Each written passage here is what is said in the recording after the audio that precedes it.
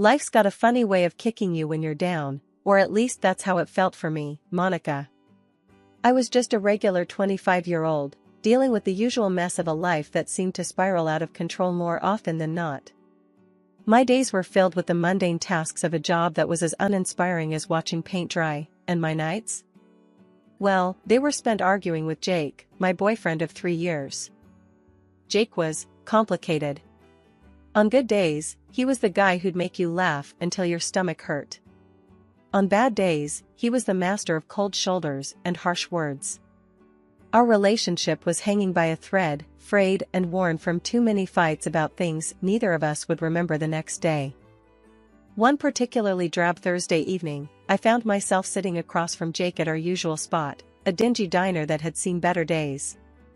The air was thick with the smell of grease and stale coffee, a fitting backdrop for yet another round of our endless bickering. "Why do you always have to be so damn difficult, Monica?" Jake snapped, his patience wearing thin. "Me? Difficult? You're the one who's impossible to talk to," I retorted, my voice rising in frustration.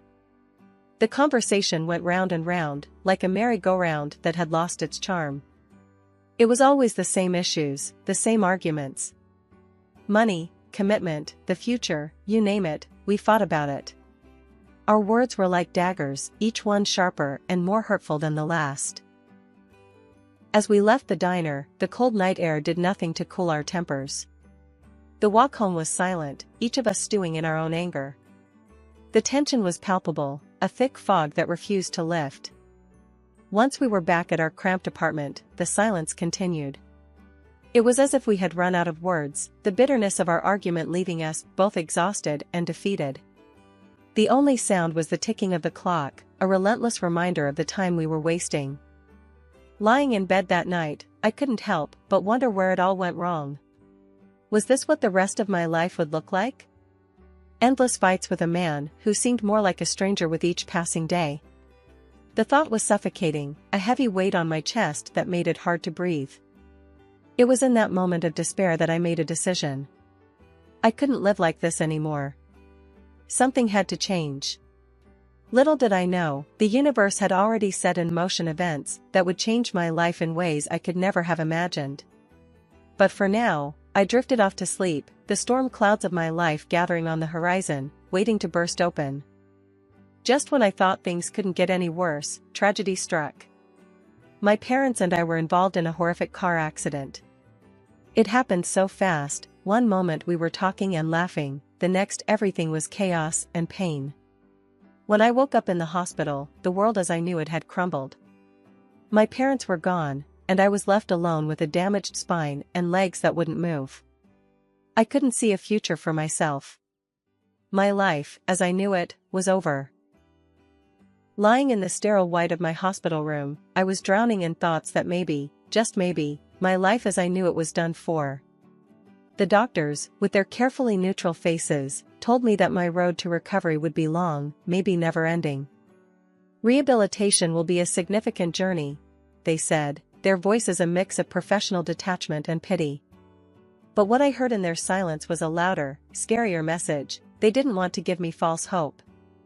It was during one of those countless, blurred days filled with silent despair that Jake walked into my room, his parents trailing behind him. They had that look people get when they're trying to be strong for someone else, their smiles a bit too tight, eyes a tad too bright. Jake came to the side of my bed, and for a moment, he just looked at me. I saw something in his eyes then, a determination I hadn't noticed before. It scared me a bit, that intensity, because what could he possibly say to make this situation any less of a nightmare? "Monica," he began, and his voice cracked like he was fighting back emotions too big for him. "I know this is probably the worst timing, and I know you're going through hell right now. But I can't pretend anymore. I can't act like what I feel for you isn't the most real thing I've ever felt in my life." His words hung in the air, heavy and unexpected. Then, before I could even process what he was saying, Jake did something completely crazy. He got down on one knee right there on the cold, hard floor of my hospital room. "I love you, Monica.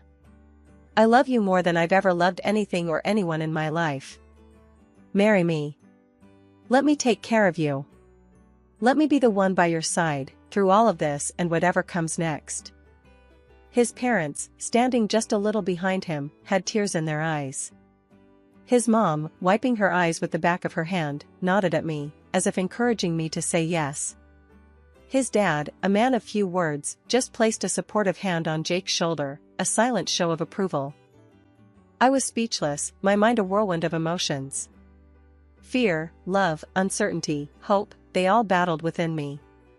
But looking into Jake's eyes, seeing the raw honesty there, something in me just unlocked. Yes, I whispered, the word barely audible.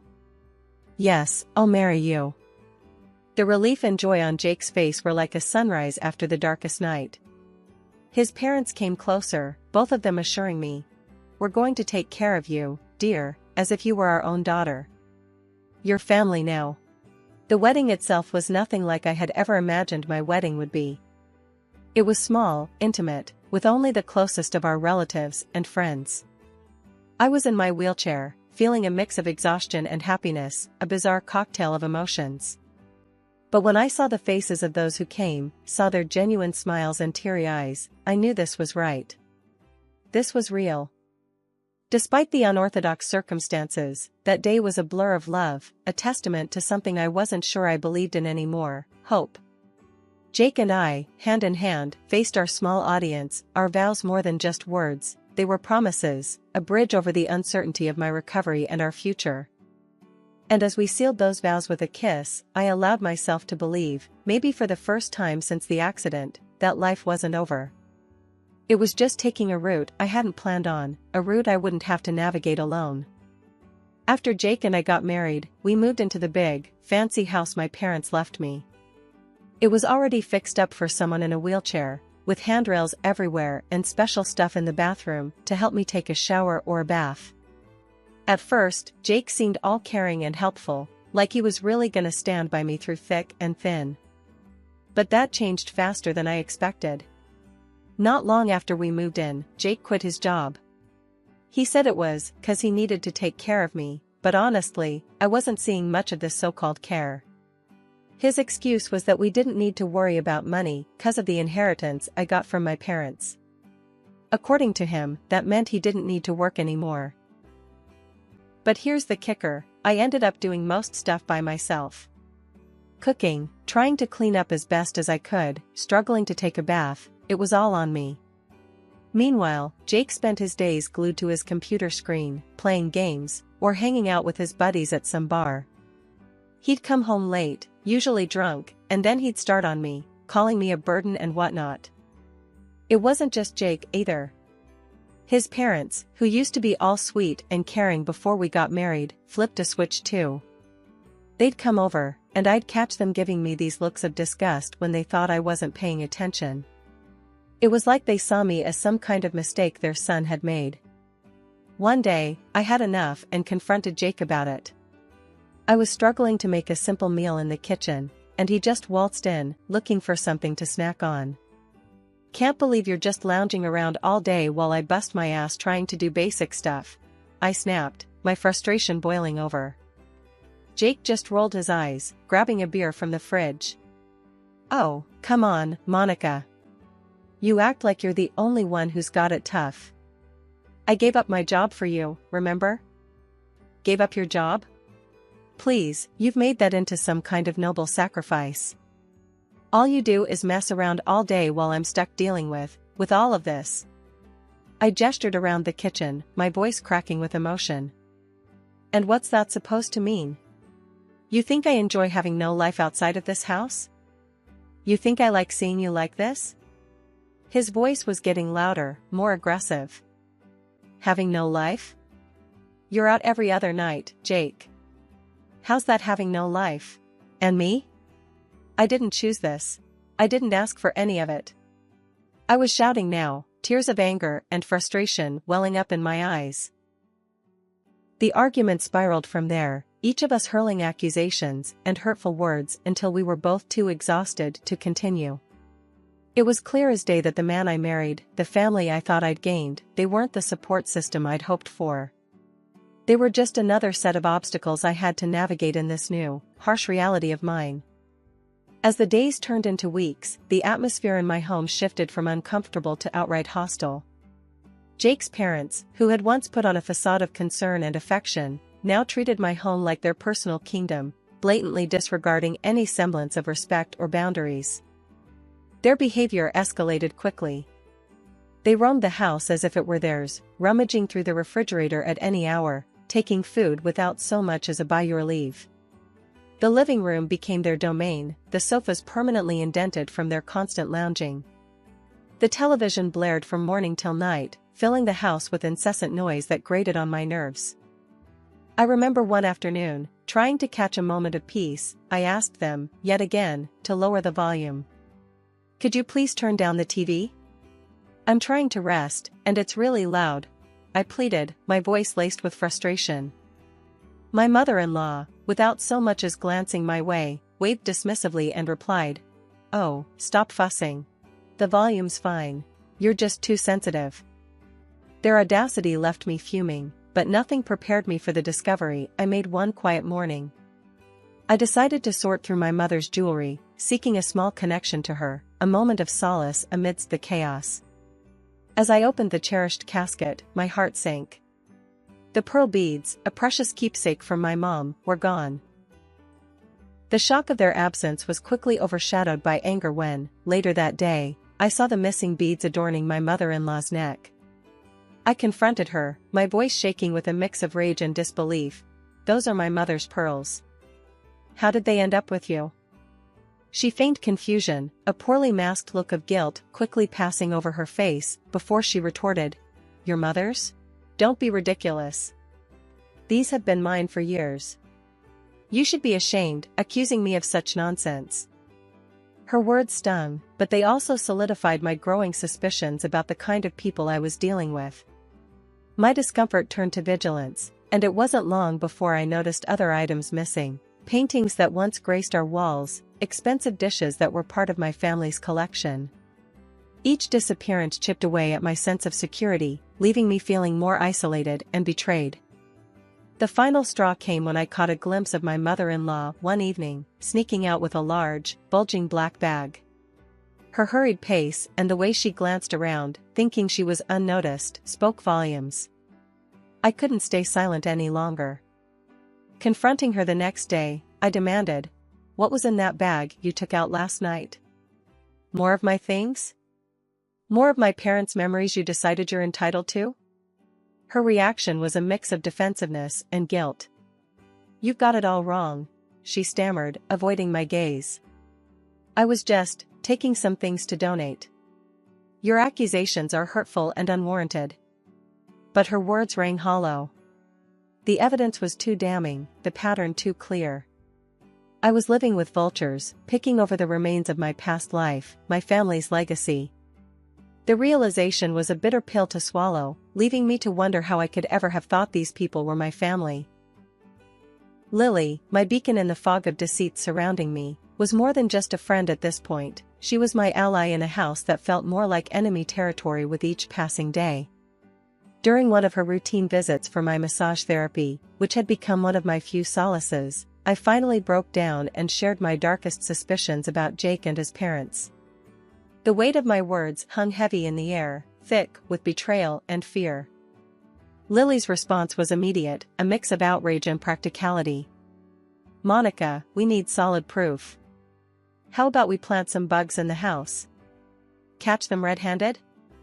Her suggestion, radical as it seemed, was a lifeline. Desperation had a way of making the unthinkable suddenly seem like the only option. So, we did just that. Lily expertly placed tiny recording devices in strategic locations around the house, her movements swift and unseen. The anticipation was torture, waiting for the right moment to listen to the recordings. When we finally sat down to review them, the sense of betrayal I felt was suffocating. Jake and his parents' voices filled the room, their words a testament to their greed and callousness. Jake's voice was the first to cut through the silence. "Once Monica is out of the picture, in that institution, everything here is ours. We'll live like kings." His mother's laughter was a chilling soundtrack to their scheming. That jewelry sale was just the start. We'd barely scratched the surface of what we can make off her inheritance. And his father, always the quiet one, surprised me the most. Keep it down. We don't want her getting wind of this before everything's in place. But yeah, the sooner she's gone, the better. Lily and I exchanged a look of horror. The reality of my situation was worse than I had imagined. They weren't just stealing from me, they were planning to dispose of me, to erase me from my own life. I can't believe this. How could they be so cruel? My voice was barely above a whisper, the hurt and disbelief rendering me almost speechless. Lily, ever my protector, squeezed my hand tighter. We won't let them get away with this, Monica. You're not alone in this fight. But the question of what to do next was daunting. Confrontation seemed too dangerous, given their plans for me. I need to be smart, I said, the gears in my mind turning. They think they're playing me, but now we've got them. I need a plan, something to turn this all back on them. Lily nodded, her determination mirroring my own. We'll figure this out, together. They picked the wrong woman to mess with. As we plotted our next steps, the recordings continued to play, a grim soundtrack to our resolve. Each word from Jake and his parents fueled my determination to fight back, to reclaim my life and my dignity from those who'd so callously tried to strip it away. The dinner table that night felt more like a stage for a performance nobody wanted to attend. Jake and his parents, acting as though nothing was amiss, exchanged glances loaded with unspoken words. Their feigned ignorance was almost insulting.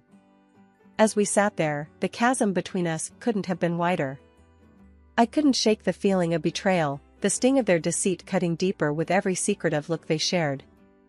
Fueled by a mix of hurt and defiance, I turned to Jake, my voice steady despite the turmoil inside. Jake, look at me, I said, waiting until I had his full attention, his eyes finally meeting mine. Do you love me? Truly? His reaction was a beat too slow, his smile too forced. Of course, I do. You're my wife, he replied, the words sounding rehearsed, empty. That smile, meant to reassure, only served to confirm my suspicions. I smiled back, a hollow mimicry of his, a silent acknowledgement of the lies that hung between us. Waking up to find the ramps gone was like waking up to a nightmare. The realization hit me hard, without them, I was trapped, even more dependent on the very people who sought to control me. I confronted them at breakfast, my frustration boiling over. Why would you remove the ramps? How am I supposed to move around now? I demanded, my voice echoing in the suddenly quiet room. It's for your safety, dear, my mother-in-law cooed, her concern as fake as the pearls she claimed were hers. We're worried you might fall. This is for the best. Their words were a thinly veiled attempt to further isolate me, to clip my wings. I stared at them, their faces a mask of feigned innocence, and said nothing. My silence was strategic, a calm before the storm I was quietly brewing. Behind their backs, I made calls, reached out to the service for the disabled, and enlisted my lawyer's help. They arrived unexpectedly, a welcome intrusion. The shock on Jake and his father's faces was palpable, a mix of fear and disbelief as the team from the service began their assessment, immediately noting the absence of the ramps. My lawyer, ever the professional, wasted no time. We're here to conduct a thorough inventory check, he announced, his tone brooking no argument. An inventory was made after Monica's parents passed. We're going to verify that everything is as it should be.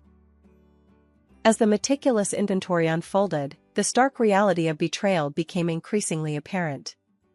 My lawyer, a steadfast presence amidst the chaos, meticulously checked off each item against his exhaustive list, his professionalism a stark contrast to the emotional turmoil swirling around us. The absence of my mother's jewelry, my father's collection of expensive suits, the missing paintings that once adorned the walls with history and culture, antique dishes that were family heirlooms. Each missing item was a wound, a testament to the depth of deceit I was surrounded by. The in-laws, once so adept at weaving a facade of concern and familial warmth, found themselves cornered by the irrefutable evidence of their greed.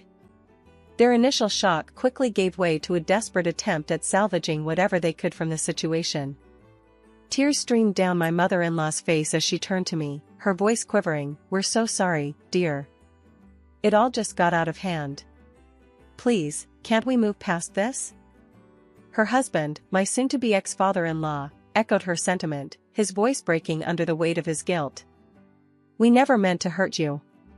It was greed, foolishness. Please forgive us." But the time for forgiveness had long passed. I faced them, the weight of their betrayal heavy on my heart, yet my resolve unwavering. "Forgiveness? After everything you've done? You didn't just steal things, you tried to steal my dignity, my independence," I countered, my voice steady and strong.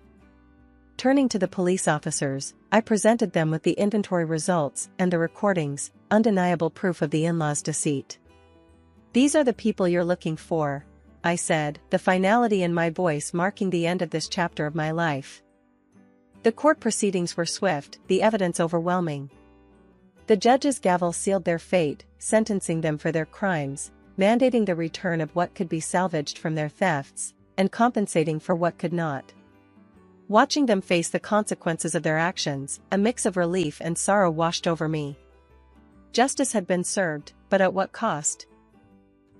Divorcing Jake was a liberating, if painful, process. I also pursued compensation for the mistreatment, a legal acknowledgement of the suffering they had inflicted. Throughout the legal battles, my voice never wavered, my testimony a cathartic release of all the pain and betrayal I had endured. In the end, sitting in a wheelchair on the steps of the courthouse, a sense of closure enveloped me. The journey had been harrowing, a test of my resilience and strength. As I look back on the tumultuous journey I've endured, it's hard not to feel a sense of pride mingled with disbelief. The road to recovery was fraught with uncertainty, yet here I am, making strides, both literally and metaphorically, that once seemed out of reach. My legs, which doctors feared might never regain their strength, are now carrying me forward, step by tentative step. The sensation of pebbles under my feet, a once mundane experience, now fills me with an overwhelming sense of victory. "Your progress is nothing short of remarkable," my doctor told me during a recent visit, his voice tinged with genuine astonishment. It was a far cry from the cautious optimism he offered in the early days of my rehabilitation. Reconnecting with my friends has been a lifeline, their unwavering support a constant reminder that I'm not alone in this fight. "We're here for you, no matter what," they assure me, their words a balm to the scars left by betrayal. Jake, the man I once believed would stand by me through thick and thin, has become a distant, almost pitiful figure. Stripped of the financial windfall he so greedily anticipated, he now scrapes by, his calls and apologies a desperate attempt to claw back into my life. "Can't we just put all this behind us? Start fresh?" he pleads, his voice a mix of desperation and hope. I can't help but laugh, the sound rich with scorn and liberation. "Start fresh? With you?" I reply, my voice steady and confident. "That's a chapter of my life I've happily closed. You're just a footnote now." The flowers he sends, a pathetic attempt at reconciliation, find their way straight into the trash. "You think a few roses can erase your betrayal?" I scoff, discarding them with ease. They're a reminder of what I've overcome, not of what I've lost. In the midst of navigating this new normal, I've discovered a passion I never knew I had. Painting has become my sanctuary, a way to express the whirlwind of emotions that accompany my journey. An easel and a set of paints are now my most cherished possessions, allowing me to bring memories of my parents to life and to capture the beauty of the world around me. "This is how I heal," I explain to anyone who asks, my brushstrokes a testament to my resilience. My transformation is not just physical, it's a rebirth of my spirit. They thought they could break me, but I'm stronger than I've ever been, I declare, with newfound determination. My story, once overshadowed by the actions of those who sought to exploit me, is now a narrative of triumph, a reminder that even in our darkest moments, there is light to be found. This chapter of my life, while born from pain and betrayal, is defined by growth, resilience, and the unwavering belief in the possibility of a new beginning. I am not the same person I was before. I am stronger, wiser, and ready to face whatever comes next with grace and courage.